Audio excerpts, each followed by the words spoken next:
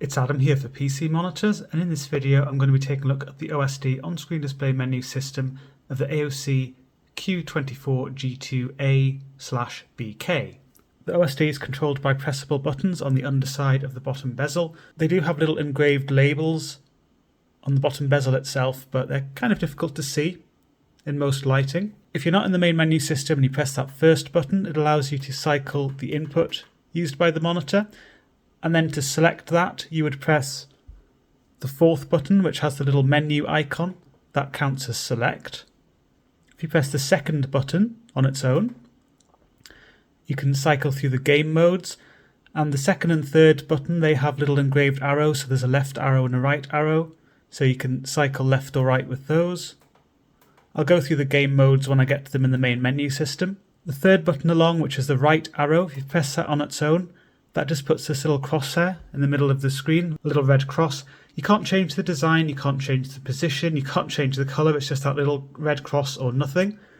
And if you find that's on the screen and you don't want it on the screen, that's because you've accidentally pressed that third button when you're not in the main menu system. So just press that again, that right arrow, and then the crosshair will disappear. The fourth button along, that's the main menu. The fifth button is the power button. There's also a little power indicator there, which glows white when the monitor's on and glows orange when it's on standby. So press that fourth button, get into the main menu. This is laid out in AOC's usual style. Hasn't changed for many years, this particular style. Pretty simple, but actually navigating through it can take a little bit of getting used to. I'm very used to it, but I know it's not entirely intuitive. So when you get into it, you'll see a left and right arrow on the part of the menu that's selected, so that's luminance in this case. You then press left or right to the second or third button to go left or right in the menu. If you want to go deeper into the menu, you press enter, which is the fourth button, and then you can use the left and right arrows to select one of the options here, and then again you press enter, which is the fourth button, that menu button, to go deeper in again. If you want to go further out, then you press the first button, which is the source select button, or back. And then you just go one level back, and eventually you can exit the menu system. So for the luminance section, there are various different options here. The usuals: contrast, brightness, eco mode. All that does is it sets the monitor to a preset brightness and it locks out the contrast and brightness. Well, that's what most of these do anyway. The only exception is reading, which makes everything monochrome as well. But before going any further, I'd like to address the question, what are the best settings for this monitor?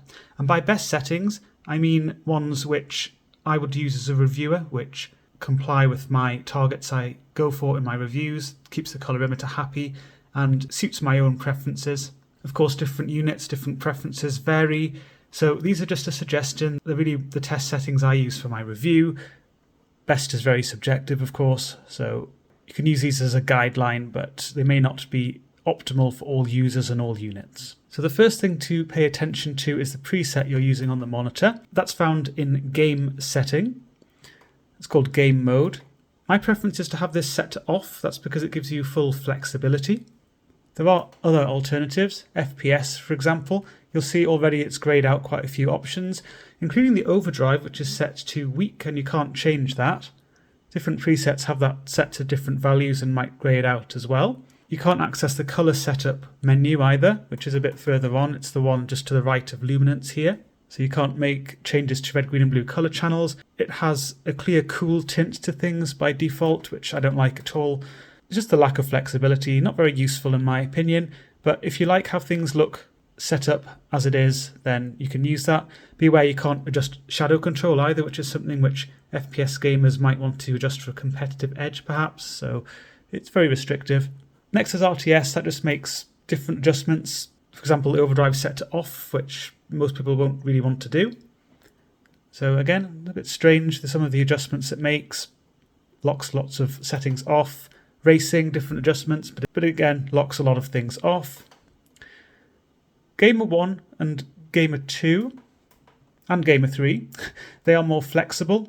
Gamer 1 has a cool tint, Gamer 2 and 3 a warmer tint, more neutral, but they allow more control in the game setting part of the menu, but again, colour setup is locked off. So I would again recommend off, which gives you the full flexibility. Things that I changed then: In the luminance menu, I set the brightness to 36. That gets the usual target I go for when I review monitors, which is 160. That suits my preferences and my room lighting, and just something I've always really gone for in my reviews, and I like to keep things consistent. But you can of course adjust this according to your own lighting environment and your own preferences. Everything else here set at default, including the gamma setting. These are explored in the review: gamma 1, gamma 2, gamma 3. Gamma 1 was optimal on my unit. I did make changes in colour setup, which of course is available when you have the game mode set to off. Set to colour temp to user, that allows you to adjust the red, green and blue colour channels. These are the adjustments that worked on my unit to get close to a 6500K white point with a good neutral green channel as well. Some of you might like to use the low blue mode, particularly in the evening if you want a more relaxing viewing experience. You can set this to various different values. Multimedia is the weakest, well technically off is the weakest, but multimedia has a weak low blue light effect. Internet a little bit stronger, off is stronger again, reading is the strongest, so you might want to use reading for example if you want to perhaps try and maximise your viewing comfort or give a more relaxing look to things. It does have a noticeable green tint on this model as well. It maintains a strong green channel. You can actually adjust the colour channels with the low blue mode set. If you look at the low blue mode settings, it doesn't actually change what is shown for the colour channels, but clearly makes a difference. So if you do want to remove some of that green tint, you can do that. The only issue is that if you do that and then you turn off the low blue mode setting, it then has the adjustments you've made again. So you still got that 37, which means the green channel is now far too weak. So it's not ideal, but you can do it if you want to. The other thing to pay attention to, that's in the game setting part of the menu, and that is the overdrive. I like to set this to medium, certainly when I'm running at high refresh rates, relatively high refresh rates, and definitely near 165 Hertz. Some people might prefer strong. These are all explored in the written review in some detail, by the way, and also the video review for that matter. But the main ones I would focus on, medium or weak. Weak is what I prefer if I'm frequently in the double digits, which doesn't really happen very much with my RTX 3090, but it can happen from time to time. And if you do find that you're frequently in the double digits, the weak mode may be preferred. Again, this is all explored in the review. G-Sync, on or off, that controls adaptive sync on this monitor. So although it's called G-Sync, it actually will work with AMD FreeSync as well. And also if you go to extra, it says adaptive sync there. It always says G-Sync compatible even if you're using an AMD GPU. That's just how they've marketed things. It's not something you have to worry about. AMD FreeSync works in much the same way if you've got an AMD GPU. There's also a setting available when you have G-Sync set to off. So you've got adaptive sync off, you're not using VRR, and that's MBR, motion blur reduction. Some people might like to use this perhaps for competitive gaming, and this is explored again in some detail in the mission review. You can set that to various different levels. It will cause a flickering that you'll see on the video as well when I enable this. Just to give you a little bit of advanced warning. So 1 is the weakest effect but highest brightness. You can set that to 20, maximum effect, lowest brightness. And again, all explored in the review. There's also another overdrive mode which is unlocked called Boost. And that just sets, although it doesn't show it, it sets MBR to 20, and it's as if the overdrive is set to strong. As I mentioned in the review, if I'm using MBR, I like to have the overdrive set to strong, at least at 165 Hz, and I would set the MBR to 15 or above for a really nice level of motion clarity. I don't personally make much use of MBR myself, but that's my preference when I am using it. The beady-eyed amongst you might have realised that there's also a setting low input lag, which is greyed out. It's supposed to be greyed out when adaptive sync is being used, so if you've got G-Sync set to on in the menu, but it's greyed out and set to on. It's not just that it's displaying that, it is actually set to on when you're using adaptive sync, so you don't have to worry about it. That's confirmed in my own testing and it is actually mentioned in the user manual. But when you've got G-Sync set to off, it is actually supposed to have that setting available, so it seems to be a little bit of a bug. It seems to think that adaptive sync's still on when it isn't. So maybe I have to re-establish a signal to the monitor, perhaps I have to have it turned off for a bit or restart my system. I'll just try that and see if the low input lag setting appears. I've had the monitor off for a little bit and I've restarted the system and it's still greyed out. I'm not really sure why.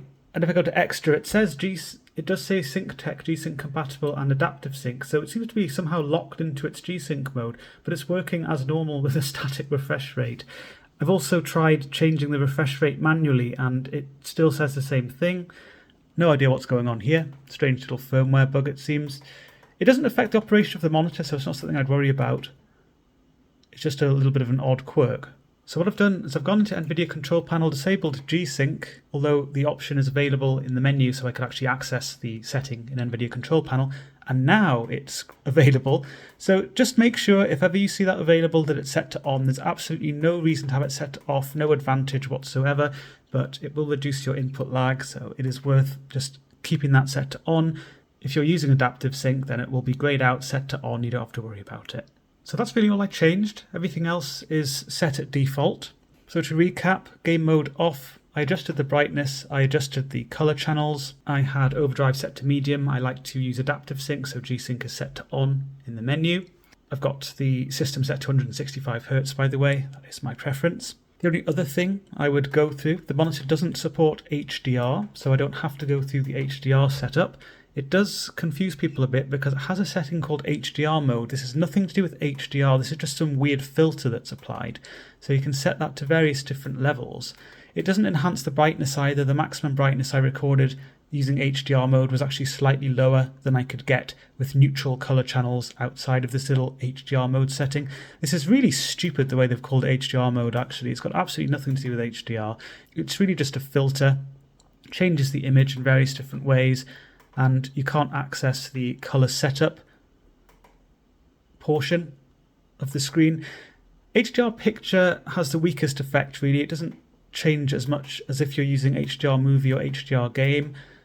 They completely oversaturate things. They crush your shade variety, so they pull shades closer to the edge of the gamut without expanding the gamut itself. So you do lose shade variety.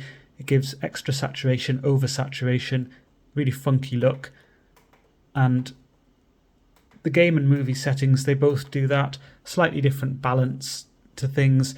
Another thing I noticed just using the weakest setting with HDR mode, which is HDR picture, is it upsets the balance of some colours. Cyans have too little green, they look too blue, so it does upset the image and gives quite a funky look to things. Of course, have a play with these settings. If you happen to like how things look, then you can use them, but if you want things to look as they should, don't use them. And there's nothing HDR about it at all. So moving on then, DCR, dynamic contrast ratio, just a little dynamic contrast setting. This will allow the backlight to adjust as a single unit according to the content on the screen. I find it's often rather bright, even with quite a lot of darker content on the screen, which isn't really ideal. So I just prefer manual control of the backlight, but if you want to use a dynamic contrast setting, that's what DCR does for you. Color temp settings, so I've gone through user because that's what I was using. Warm as the factory defaults. There's normal, which has a cooler tint. There's cool, which has an even cooler tint. You can actually see the color channel adjustments made there. sRGB, that's an sRGB emulation setting. I didn't really go through this in the best settings portion of the video. And that's because I don't think most people are really going to care about this on this monitor because this isn't a wide gamut monitor. Yes, it does have some extension beyond sRGB, but it isn't an extreme amount of extension. Some people may still find some utility in the sRGB setting, so it is there if you want to use it.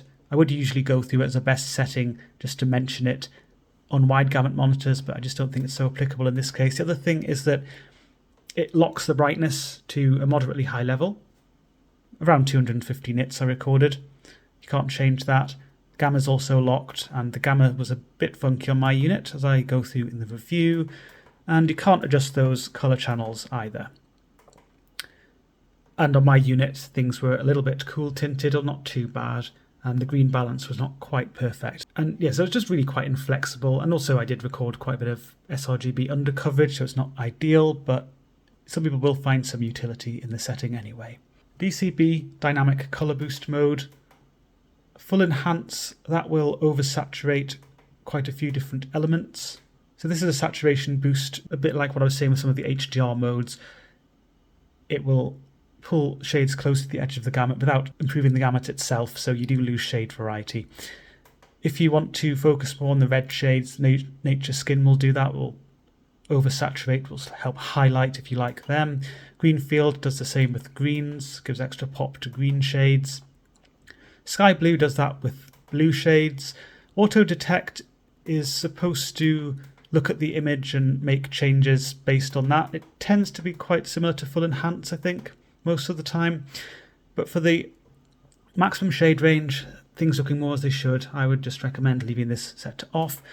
If you turn DCB demo on, it will split the screen up and it shows half of the screen using this enhancement, if you want to call it that, half of the screen not, just so you can have an idea of the effect.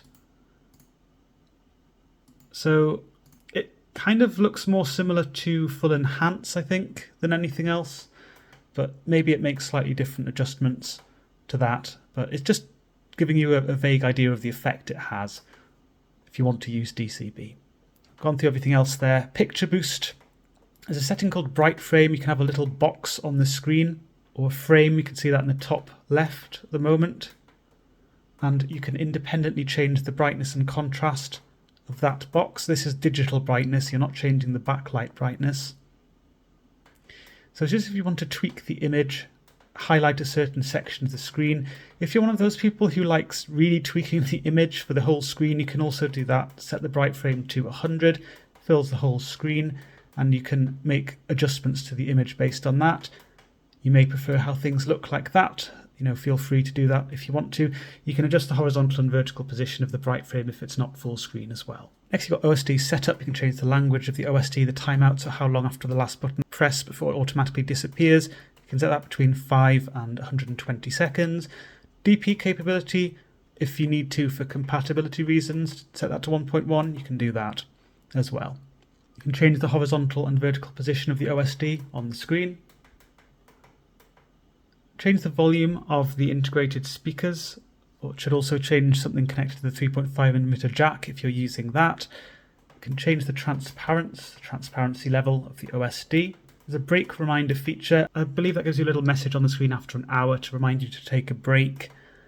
And you can just clear that message quite easily if you want that kind of little nag. Been through most of game setting. The only thing I haven't mentioned, actually a few things I haven't mentioned. So the shadow control, I'd usually open up Lagom and show you with that, but the effect is so strong and so obvious to all shades here that I can show you even with just this desktop wallpaper. If you set this at all above 50, it really floods the image. It raises every shade, including black, up, so you do lose contrast. But it could give you a competitive edge. I'm not sure if it'll give you a competitive edge if you set it all the way up to 100, but just if you increase this a little bit, it can make enemies more visible in dark surroundings, that kind of thing. So it's just for competitive reasons. If you reduce it below 50, it crushes things together, it darkens things up. So you might prefer how that looks. Not really going to give you a competitive edge, but you might just prefer how it looks. Game color, this is another way you can increase the saturation, much like that HDR mode I talked about before, and also some of the changes made with DCB. This is universal, so it will oversaturate all shades. If you want to do that, it can give you a competitive edge as well, because it can sort of give you a simpler look to things, and some people can find it easy to spot enemies against the background, that kind of thing with this setting. Or you might just prefer how it looks with extra saturation, then you can tweak that if you want. You can also decrease that if you want a bit less saturation, but remember this is universal, it applies to all shades, it's not selective in any way. You can eventually make everything monochrome by setting game color to 0. Frame counter, that will display either right up, right down, or left up. A little readout on the screen of the current refresh rate of the monitor. So if you're using adaptive sync such as G-Sync, AMD FreeSync, then this will correspond to the refresh rate of the content if it's within the variable refresh rate range of the monitor.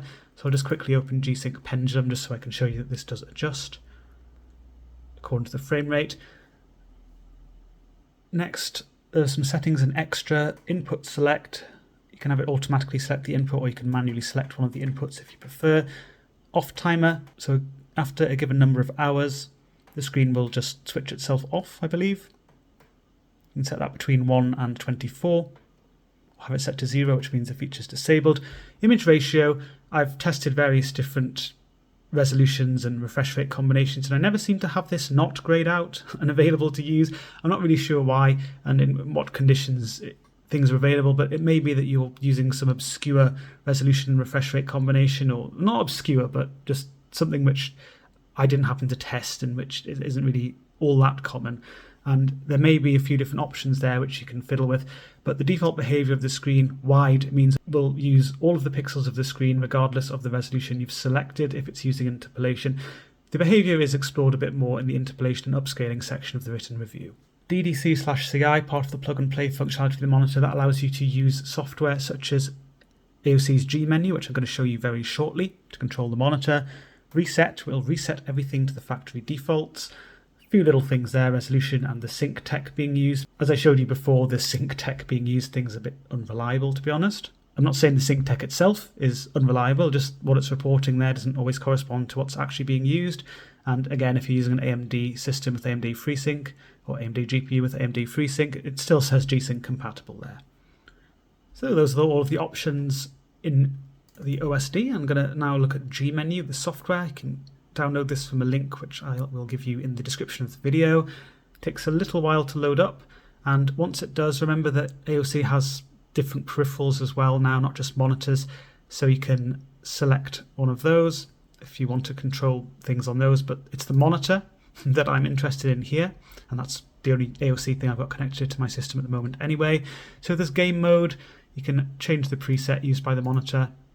If you click advanced, there are additional options which you can change. There are some quirks to be aware of that I noticed. Shadow control, yes, that does work. I actually was playing around with this a little while ago and I've forgotten what works and what doesn't work, but there were some bugs.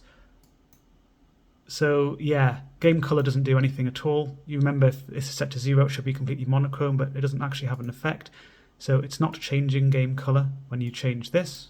I'll just make sure that it's not. So I'm just going to set this to 0, go on to something else. It then says setting has changed, do you want to apply? If I press apply, let's see if it changes the game color setting.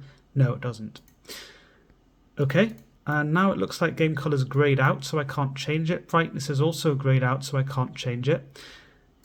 That is really strange. I'm not sure why it's done that. So very inconsistent. Let's go back to custom. So I've got my supposedly full control in the OSD. So now game color is available, but it doesn't do anything. So probably should just be grayed out all the time if it's not something which this lets you change. Brightness is always grayed out, which is really odd because that's quite a common thing that people might want to quickly change with software rather than going into the OSD. But that's just how it is. You can change the contrast if you want to, and that does work. It does seem to work. Yes, it does work. These sliders are a little bit fiddly, and the same will apply to the color sliders. See, I'm trying to get the contrast back to 50, and what you can't do is you can't just press up or down 1, like there should be a little left arrow and right arrow, or the other way around, right arrow, left arrow, so you can easily change this. You should really be able to input a number there as well, but the way this works is firstly a bit laggy, and secondly just difficult to get appropriate precision. So I would actually find it much easier to just open the OSD, go to luminance and change that like that. You'll see as well if you change something in the OSD it doesn't reflect instantly on the G menu software. You can control the frame counter as well. You can have it in different positions just like you could in the OSD, or you can have it disabled. Dial point, that's the crosshair. Again, that's just the design shown on or off.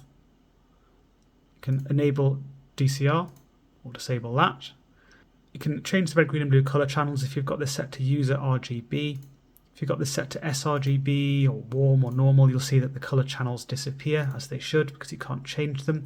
I'm just going to check, as I have a feeling this might not correspond to the actual, so I'll just change this to 42, and if I go into the OSD, it is actually 42. So okay, so maybe these do correspond to the value in the OSD, but it's just a little bit difficult to change them because of the lack of precision.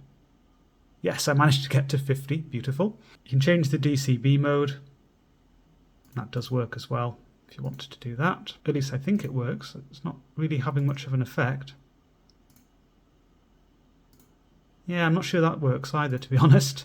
No, I don't think that works, or it doesn't on my unit anyway. So yeah, let's set this to auto detect and let's see if it shows in the OSD. It does not, it says DCB mode off, so it doesn't actually have an effect at all. Never mind. Overdrive, that doesn't show a little radio button being filled in, or whatever you want to call it, when you change this, and it doesn't have any effect at all. You can't change the overdrive with this application, so that should really all be grayed out or just not shown.